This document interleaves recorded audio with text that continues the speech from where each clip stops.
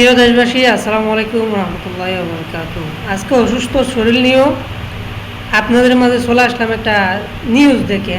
সেই নিউজটা হচ্ছে বাংলাদেশ সেনাবাহিনীকে পাকিস্তান থেকে সেনা আনবে প্রশিক্ষণ দেওয়ার জন্য। ডক্টর ইউনূস স্যার, আপনাকে বলবো, ওদেরকে বাংলাদেশ সেনাবাহিনী যারা আছে তাদেরকে ট্রেনিং প্রশিক্ষণ দিতে অন্য দেশ থেকে আপনার আনতে হবে না, ঠিক আছে, সেনা আনতে হবে না। আপনারা ওদেরকে ইমানি দাঁড়টা দেন, ইমানি প্রশিক্ষণ দেন। যে কোনো একটা কওমি মাদ্রাসায় বলেন, আলিয়া মাদ্রাসায় বলেন, কোনো একটা মাদ্রাসায় নিয়ে গিয়া আপনারা ওই ইমানি প্রশিক্ষণটা দেন। ইমানি প্রশিক্ষণ না থাকলে ওরা তো বুঝবে না দেশ কী জিনিস, দেশের নাগরিকত্ব জিনিস, দেশের মাটি কী জিনিস। এরা বুঝবে কি পকেটের ভর্তি টাকার কথা বুঝবে। কথা বুঝতে পারছেন? ওদেরকে পাকিস্তানের থেকে আইনা সেনাবাহিনী আইনে প্রশিক্ষণ দেওয়া লাগবে না ভাই। আপনাদের কাছে অনুরোধ, আপনারা কোনো একটা মাদ্রাসায় লইয়া দেন, ওদেরকে কোরআন শিক্ষা দেন।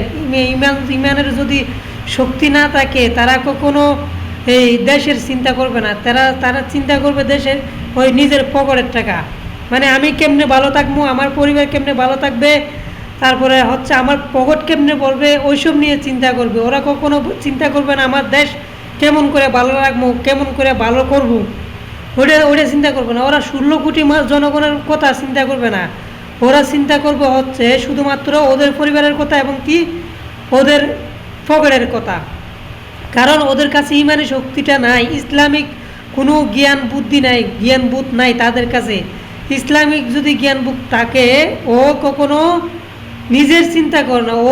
ও চিন্তা করে নিজের প্রতিবেশী, আমার প্রতিবেশী কেন জাহান্নামে যাবে আমি থাকতে, সে চিন্তা করে জাহান্নাম থেকে উদ্ধার করার চিন্তা করে কবে, যখন তার ভিতরে ইমানি দায়িত্বটা থাকে, ইমানি জ্ঞানটা থাকে, ইমানি মূল্যবোধটা থাকে। যতদিন ধরে ইমানি মূল্যবোধ না থাকবে ততদিন ধরে ও নিজের চিন্তাই করবে। পাশের লোক কী করলো, কী খাইলো না খাইলো, এটা কোনো চিন্তা করবো না। চিন্তা করবো আমার ভূত পৃথিবীর মধ্যে, আর অন্য কেউ কারো ভূত না। এগুলো হইলো ডাস্টবিনের ময়লা, ওই চিন্তা করবে, ঠিক আছে। অতএব এদেরকে আপনারা ওইখান থেকে পাকিস্তান থেকে সেনা আইনে প্রশিক্ষণ দেওয়ার দরকার নাই। ওদেরকে আগে মাদ্রাসায় পাঠান, একটা মাদ্রাসায় পাঠান, তাদেরকে কোরআনি এলমের শিক্ষা দেন, কোরআনি শিক্ষা দেন, এলমের শিক্ষা দেন, ইমানের শিক্ষা দেন। ইমানকে তাজা করেন ওদেরকে। ইমানকে যদি তাজা না করেন তাহলে কখনো ওইসব প্রশিক্ষণ দিয়ে আরেকটা দেশের লোকে দেশ রক্ষার্থে যুদ্ধ করবে না ওরা।